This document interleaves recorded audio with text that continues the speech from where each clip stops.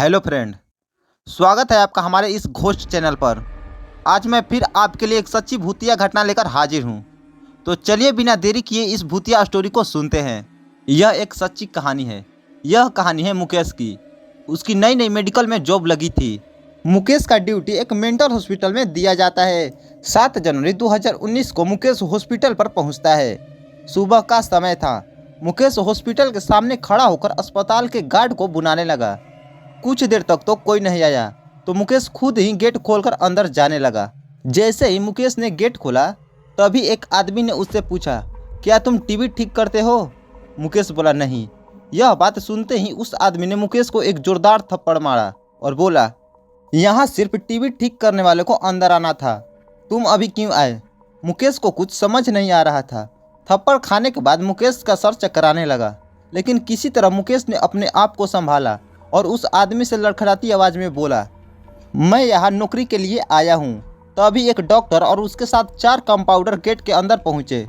जिस आदमी ने मुकेश को थप्पड़ मारा था, उन लोगों ने उसे पकड़ लिया और फिर डॉक्टर ने कंपाउंडर से बोला, इसे ले जाकर ट्रीटमेंट की तैयारी करो, मैं जल्द ही आता हूँ।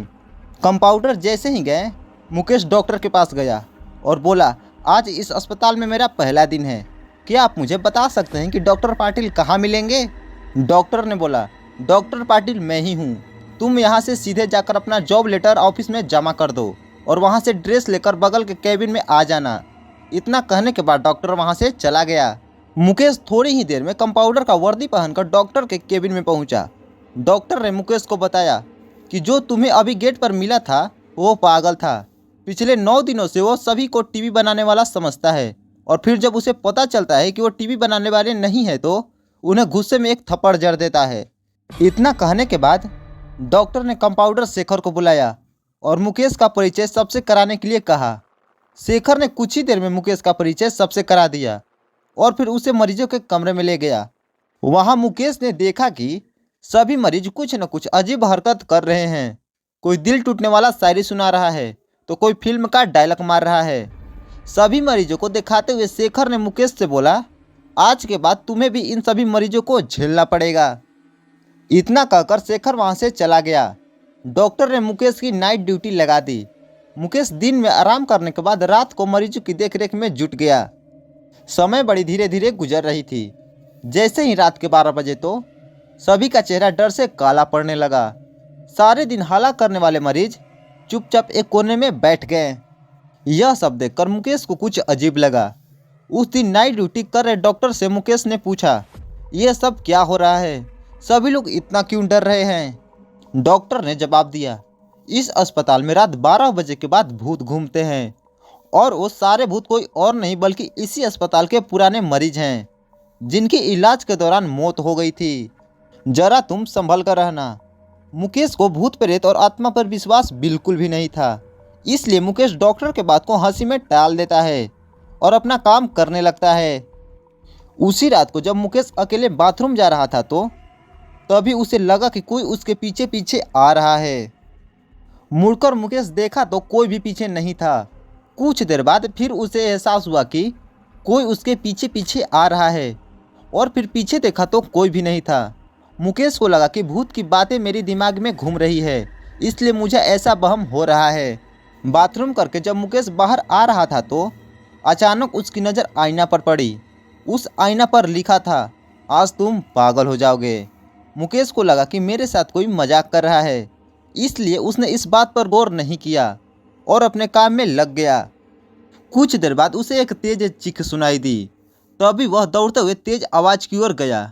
जैसे ही मुकेश वहां पहुंचा तो एक पागल ने दरवाज़ा अंदर से बंद कर दिया। किसी तरह से उसने दरवाजे को खुलवाया। दरवाज़ा खुलते ही उस पागल ने मुकेश को हवा में उछालकर नीचे गिरा दिया।